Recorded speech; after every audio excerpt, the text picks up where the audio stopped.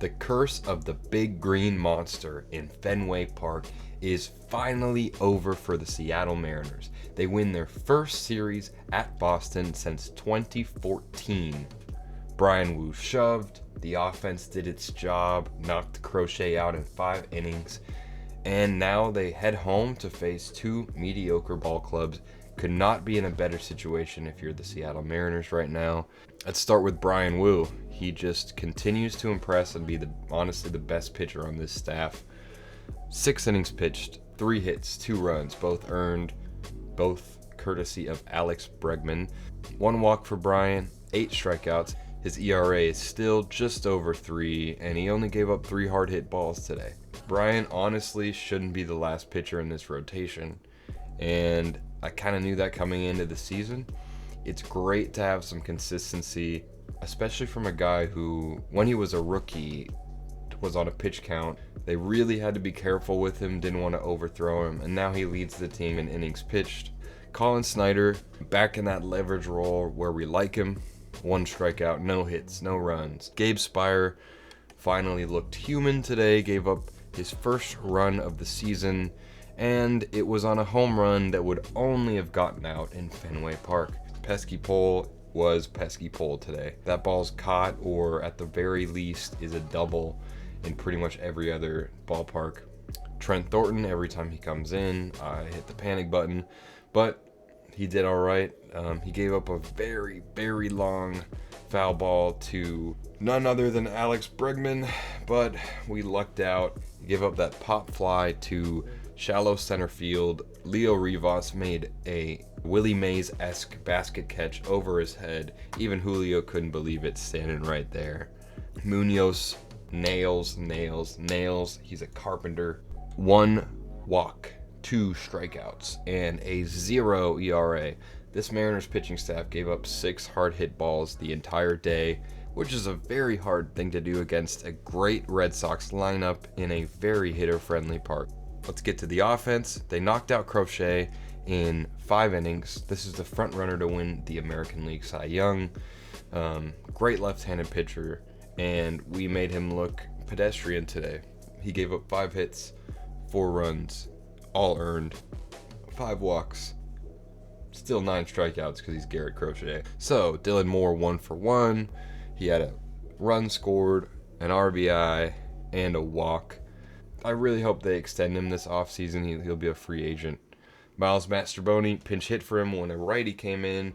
He had 1 strikeout, and he hit a ball that would have been out in just about every ballpark but Boston because of the funky dimensions. It was to right center field, hit hard. Julio 1 for 5, but he had an RBI, ground out. A thing that the Mariners did not do well last year was situational hitting. Dylan Moore had a sac fly to deep center field, and Julio grounded out to second base, but with a guy on third and less than 2 outs, that's all you need. Don't try to do too much. Cal Raleigh really fell back to earth this series.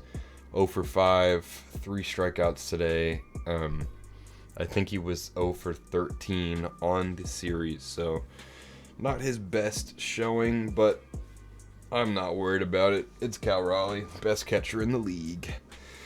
Randy Arozarena, 0 for 2. He scored a run. He had 3 walks because apparently that's what he does now, and 1 strikeout. Great to see Mitch Garver continue to hit well. 1 for 4, 2 RBIs. He had a double that peppered off the monster.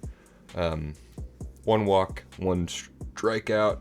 It's not Mitch Garver if you don't strike out at least once, but he's contributing, and I gotta love it. Unlike a guy like Donovan Solano, Donnie Barrels. Might as well call him Donnie Benchwarmer. He should be DFA'd tomorrow. I hope he is. Jorge Polanco pinch hit for him when they brought in a righty. 1 for 1. Hard hit ball. Jorge is just on fire. Ben Williamson, great start to this guy's MLB career. 1 for 4 today. Scored a run and had a walk. 2 strikeouts, but he hit 2 balls hard.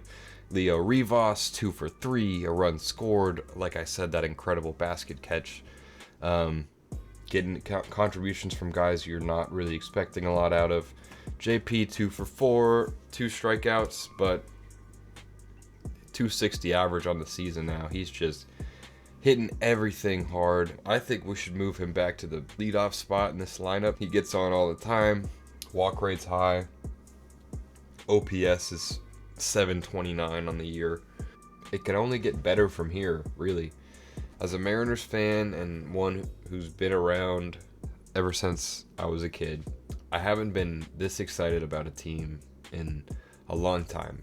I mean, even the playoff team. You look at where we're at in the season, Julio hasn't really gotten going yet.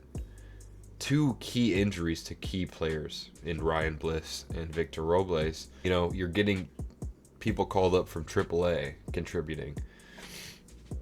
The pitching staff hasn't been what it's been the last few years, and I expect them to bounce back. Also, we're going to have some injured pitchers coming back. George Kirby will be back probably mid-May or early June.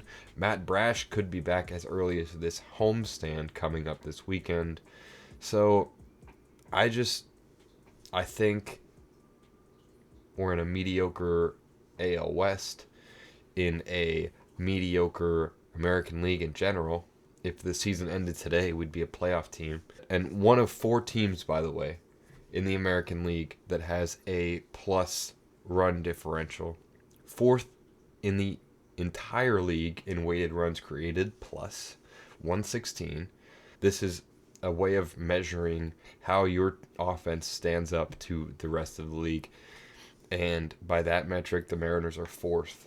Anyway, thank you so much for watching. Going out of town this weekend, so I won't be making a video until early next week. Go Mariners, like and subscribe, and have a beautiful baseball day, as Locked On would say.